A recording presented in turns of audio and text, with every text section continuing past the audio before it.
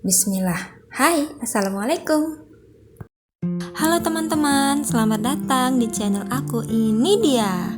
Sebelum mulai, jangan lupa subscribe, like, share, dan komen ya, biar aku semangat berbagi cerita kehidupan seru sehari-hari yang sederhana dan penuh makna. Hari ini kita bakal ngobrolin satu benda dapur namanya periuk. Periuk biasanya berbentuk bulat agak melebar di bagian tengah, dengan mulut lebih kecil dan ada tutup di atasnya. Bahan pembuatannya dulu dari tanah liat, tapi sekarang ada juga dari aluminium, stainless steel, atau bahkan keramik. Desain bulatnya ini bukan asal-asalan loh. Desain ini ternyata mempengaruhi cara panas menyebar biar masakan matang merata. Kalau ngomongin sejarah, periuk udah ada sejak zaman kuno. Di Indonesia, periuk tanah liat dikenal sejak zaman prasejarah, sekitar 2500 tahun lalu.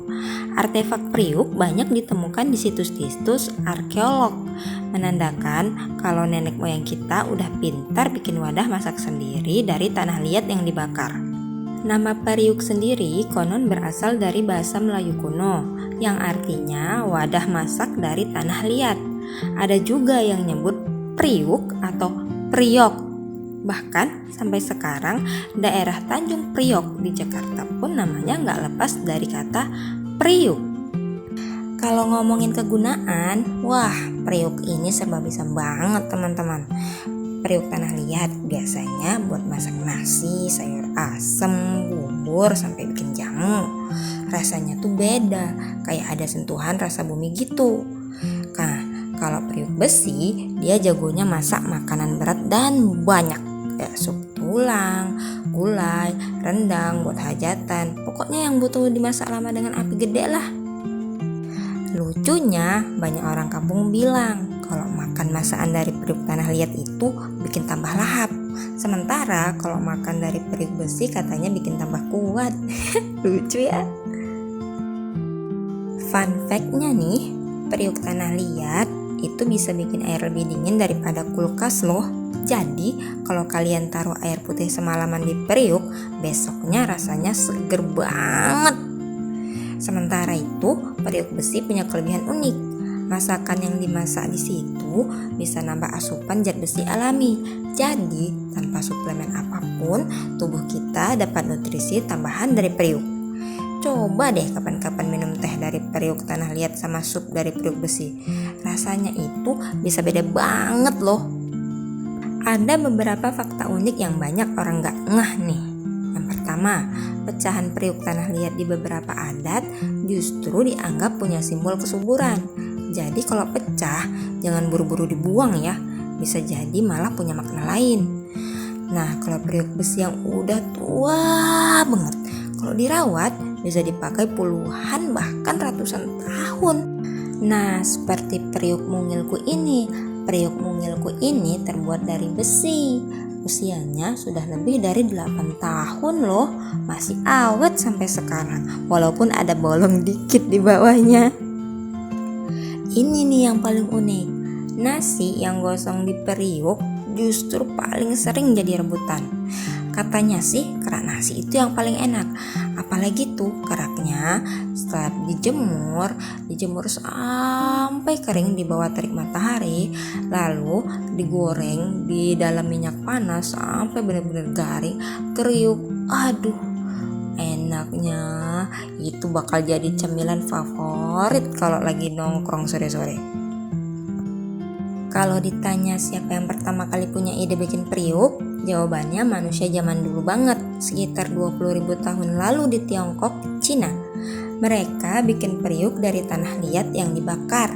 Kalau di Indonesia sendiri, periuk tanah liat udah dipakai sejak zaman nenek moyang di Nusantara. Sedangkan periuk besi baru populer setelah zaman logam. Jadi sebenarnya periuk itu salah satu alat dapur tertua yang masih bertahan sampai sekarang.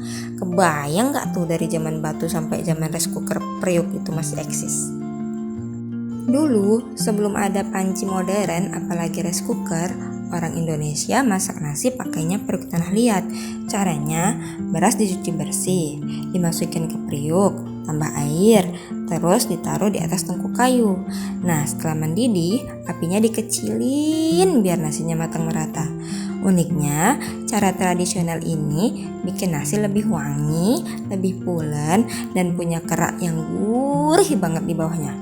Jadi, kalau kalian suka nasi liwet atau nasi bakar, itu semua berawal dari teknik periuk. Cara pakainya gampang sih, tapi tiap bahan beda-beda. Kalau periuk tanah liat, apinya jangan terlalu besar. Kalau mendadak panas bisa retak, jadi butuh kesabaran ekstra. Nah, kalau periuk besi, justru semakin gede apinya makin asik karena besi kuat nahan panas, cocok buat masak banyak sekaligus. Jadi intinya, periuk ngajarin kita sabar kalau tanah liat dan ngajarin kita tahan banting kalau periuk besi. Jenis periuk itu macam-macam. Periuk tanah liat klasik, ada yang polos, ada yang pakai hiasan. Periuk besi cor, berat, kuat, bisa dipakai turun-temurun. Ada periuk aluminium, ringan, modern, gampang dibawa kemana-mana. Ada juga periuk keramik, lebih estetik, biasanya buat sup atau sajian cantik. Kayak manusia, beda bahan, beda sifat, tapi sama-sama berguna. Mantap! Oke, jadi itu dia teman-teman, cerita tentang periuk, si teman setia di dapur kita dari zaman dulu sampai sekarang. Ternyata benda sederhana ini punya sejarah panjang, manfaat yang banyak, bahkan filosofi hidup yang dalam. Kalau di rumah kalian masih ada periuk enggak? Cerita dong di kolom komentar. Biasanya dipakai buat masak apa aja.